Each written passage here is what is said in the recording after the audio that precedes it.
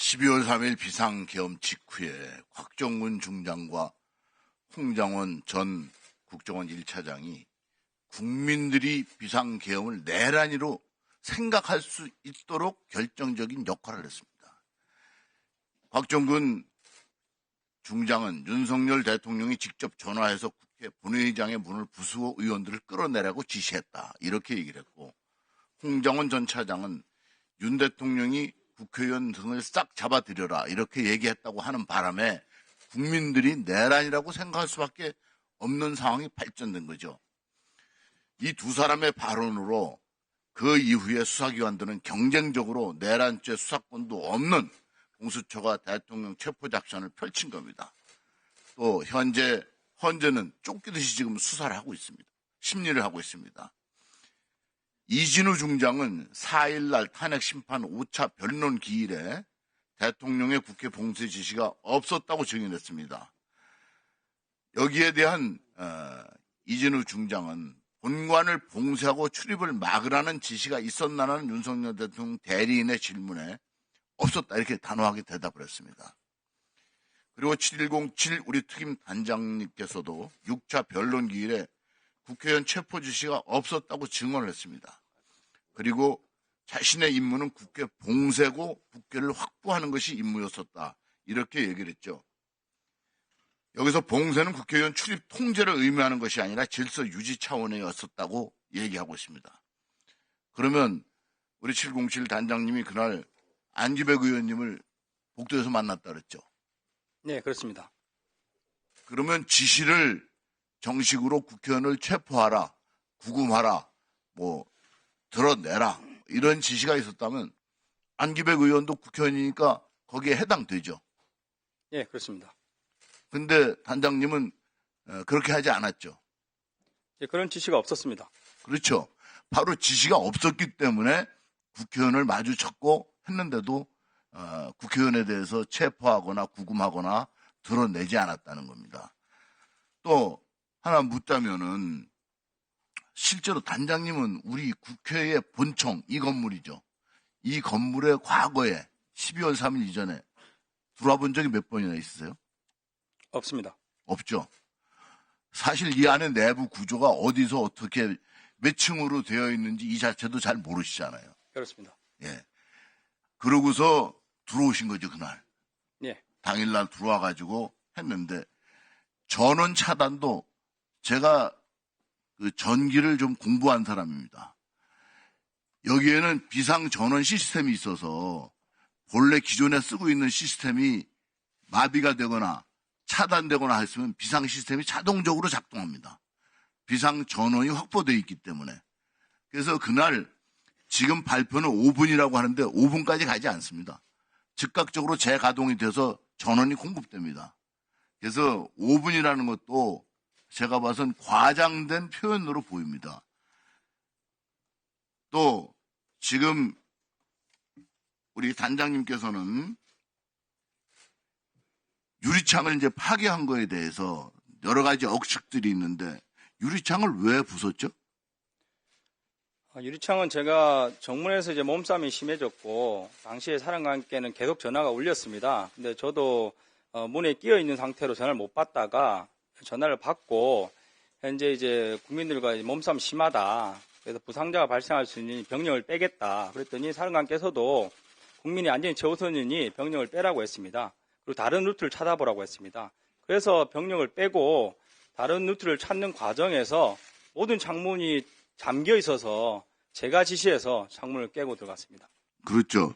그 문을 깬 것도 실제로 누구 지시에 의해서 한 게 아니라 지금 실제로 민간인들과 계속 접촉이 되고 트러블이 자꾸 생기고 거기서 소화기로 분사되고 이런 상황이 발생하니까 다른 출입구를 찾기 위해서 유리창을 깬 거 아닙니까? 그렇습니다. 예.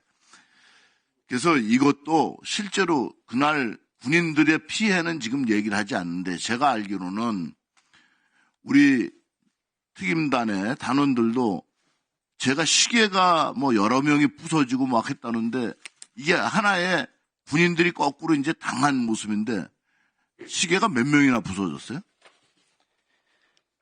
그 당시 저희 부대원들은 국회에 사람이 없는 줄 알았는데 정문에서 사람이 많은 걸 보고 깜짝 놀랐습니다. 그래서 제가 이제 임무를 준 게 벽면을 타고 이제 우리 국민들 한 명씩 밖으로 밀면서 정문을 봉쇄해 보자고 했습니다. 그래서 관련된 작전 배낭이나 탄통이나 식량 이런 것들은 다 내려두고 개인이 휴대해야 되는 장비와 총기는 포함되어 있습니다. 그래서 복장 그대로 임무를 수행했는데 몸싸움이 심해지다 보니까 부대원들이 총도 보호해야 되고 그리고 이제 시민들 미는 것도 이제 힘으로 막아야 되고 하다 보니까 저희 인원들이 이제 개인 시계, 고가의 시계도 포함되어 있는데 개인 시계 24점이 완전히 박살이 났고 네. 개인 선글라스도 30점이 완전히 파손됐습니다. 예, 그리고 신체 피해자도 나중에 확인 결과 18명이 있었습니다. 뭐 기타 군용물도 파손 38점과 분실 19점으로 확인했는데 기타 더 있을 수 있지만 현재 확인하는 것은 거기까지입니다. 그렇다고 해서 우리 707 우리 장병들이 우리 여기 민간인에게 어떤 폭력을 가하거나 한 것이 있습니까? 없습니다. 없죠. 예. 오히려 국민들을 보호하기 위해서 적극적으로 노력했다는 모습을 우리가 지금 말씀하신 것만 가지고도 파악할 수 있습니다.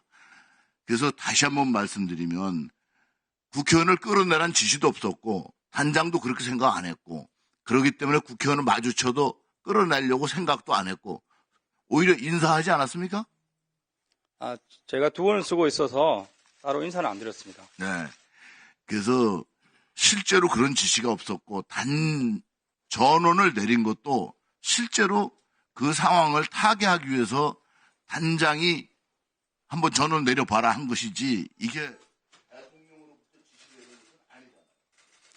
예, 대통령 지시는 아니고 사령관께서 헌재에서 진술하셨듯이 사령관 개인 판단에 의한 지시였고 저는 당시 그 지시가 건물 봉쇄 및 확보에 필요한 지시라고 이해했습니다. 그리고 저희 임무를 받고 간 요원의 말을 빌리면 그 인원은 제가 지하에 내려가서 한번 불 끄는 거 찾아봐라 이 정도 말을 하니까 본인은 단장 의도가 지하 1층 문을 이렇게 닫는 데 필요한 조치라 이해하고 행했다고 답변했습니다. 예, 단장님께 여쭙겠습니다. 그날 단전은 잠깐 사이였고 다 보였다. 이 피하 예를 들어서 무슨 물체 식별이 다 가능한 수준이었다라는 거죠. 네, 그렇습니다. 근데 민당에서는 자꾸 대통령의 지시가 있었다라는 이 민당의 이 왜곡, 선전, 선동, 조작 무슨 느낌을 받으십니까? 그건 좀 이따 얘기하기로 하고. 그 당시에 우리 단장님은 예를 들어서 국회 기능을 마비시키려고 하는 목적이 있었습니까? 없었습니다. 그러면 단장님께서는 그 당시에 국회 의결 절차를 방해하려는 목적이 있었습니까? 없었습니다. 그러면 단장님께서는 오직 통제 임무만 생각하셨던 거죠? 네, 저희는 최초 부여받은 건물 봉쇄 후 건물을 확보하라는 지시를 이행하는 과정에 상황이 종료되었습니다. 예. 그러면은 단전하라 이런 지시는 곽종근 사령관한테 통화 중에 들었다는 거였고요. 그렇습니다. 그 곽종근 사령관도 헌법재판소 가서는 본인의 판단이었다. 대통령의 지시사항이 없다라고 분명히 말씀하셨죠. 예, 분명히 말씀하셨습니다. 말씀하셨죠. 그러면은 제가 또 연관돼서 한번 말씀드리겠습니다. 12월 10일 날 국방위 긴급 현안질이 있으셨죠. 예. 그때 점심시간 때 3층에 어디 가가지고 쉬고 있는데 민당 의원 두 분하고 수석 전문위원하고 들이닥쳤죠. 그런 경우가 종종 있습니까? 아닙니다. 국회 온 것도 처음이었고 처음 있는 상황이었습니다. 그런 경우는 거의 통상적이지 않습니다. 거기 와가지고 언론에 났습니다만 박범계 의원이 뭐라고 곽종근 사령관을 회유를 했습니까? 제가 그 정황을 다시 한번 좀 네. 설명을 드릴 필요가 있다고 생각하고 제가 사령관님께 좀 먼저 죄송한 마음을 가지고 있습니다. 왜냐하면 이제 사령관님도 일관되게 본인의 알고 계신 진실을 말씀하시고 계시다고 제가 굳게 믿고 있고 저 또한 기자회견부터 지금까지 제가 아는 범위 내에서 사실을 꾸준히 이야기하고 있습니다. 예, 단 이제 저희 707 부대원들이나 저는 상황이 끝날 때까지 이 가결이라는 뭐 이런 절차가 있는 조차도 몰랐고 그 말을 해도 못 알아듣는 상태로 순수하게 부여된 건물 봉쇄 및 확보 임무에 집중을 하고 있었습니다. 그런데 제가 기자회견을 할 때 모든 질문이 국회의원 끌어내라, 본회의장, 그래서 창문을 깨고 들어간 것이 아니냐. 이 질문으로 계속 매몰됐습니다. 그러다 보니까 제가 기자분들께 좀 해명하는 차원에서 그 중간에 들었던 뉴스나 이런 것을 종합해서 표현을 했는데 그런 것들이 좀 잘못 전달이 됐고 이 부분은 제가 군검찰 20여 시간 조사하면서 상세히 답변을 들었습니다. 그리고 이제 2월 10일 거는 이제 사령관도 그렇고 저도 처음 왔습니다. 그래서 점심을 12월 국회에서 제공하는 식권으로 군의식당에서 먹었고 재개까지 시간이 많이 남았다는 이야기를 들었습니다. 그래서 잠깐만요. 예. 그날이 12월 10일이지요? 12월 10일. 예. 예, 12월 10일입니다. 12월 10일이라고 10일이 아니에요. 12월 10일. 예, 12월 10일 처음 국회 왔을 때 식사를 하고 시간이 많이 남았는데 제가 아는 지인이 이제 민주당의 보좌관 한 명밖에 없었습니다. 그러다 보니까 제가 사령관 좀 시기에 방 하나만 좀 협조해 달라. 그래서 방을 협조했는데 그 이후에 민주당 국회의원 말고 그 전문위원이라는 분이 들어와서 사령관님과 한참을 얘기했습니다. 그때 이제 뭐 이미 대세는 기울었다, 뭐 민주당이 지켜줄 것이다 이런 말을 많이 했고 그런 와중에 그 위원이 연락을 한 것 같습니다. 그래서 민주당 두 의원께서 들어오셨습니다. 들어오셨고 저는 사실 그날 아침에 사령관님께 전화드려서 좀 일찍 오시라고 했고 주차장에서 30분간 두 명이서 대화를 했습니다. 제가 말씀드린 게 딱 하나입니다. 지난번 며칠 전에 김병주 의원 유튜브 할 때도 제가 반대를 했습니다. 양측 의원 같이 오셔야지 한 측은 아니다. 근데 뭐 여러 가지 이유로 하게 됐는데 어쨌든 사령관님께서 지금 민주당 프레임에 쓰여 계신데 오늘 발언하실 때 중립을 지키는 게 좋을 것 같다. 이런 말씀드렸는데 사령관께서 오전에 그 질문을 받으시고 저는 이렇게 줄 알았습니다. 기억이 안 납니다. 그런 일 없었습니다. 답변하실 줄 알았는데 정말 저희 사령관님께서 그런 그 거짓말 이런 거 못 하시는 분이다 보니까 말씀드릴 수 없습니다라고 하신 겁니다. 그리고 나서 이제 휴식 시간이 되었는데 그 위원 이야기를 여러 번 듣고 하면서 사실 저도 사령관님께 말씀드렸습니다. 정말 그런 거면 사령관님 오후에 박범계 의원 질문하실 때 답변한 게 좋을 것 같기도 합니다. 이렇게 얘기를 드렸고 그 위에 이제 박범계 의원 들어오셔가지고 여러 이야기를 나눴습니다. 나누면서 처음에는 그 권유식으로 한번 얘기해 보세요 이렇게 했는데 사령관께서 한번 얘기하시고 그때 이제 박범계 의원께서 노란 메모지에 기록을 쭉 하셨습니다. 하시고 잠시 있다가 뭐 한 번 더 해보시겠어요 이런 식으로 요구를 했는데 사령관께서 말한 게 본인이 적은 거가 다르다. 아까 그거 아니었지 않냐 이런 식으로 말씀하시면서 이렇게 좀 본인이 메모한 걸 기준으로 이렇게 다시 한번 이야기를 하시면서 이렇게 진행이 됐습니다. 그러다가 또 박범계 의원 전화를 받고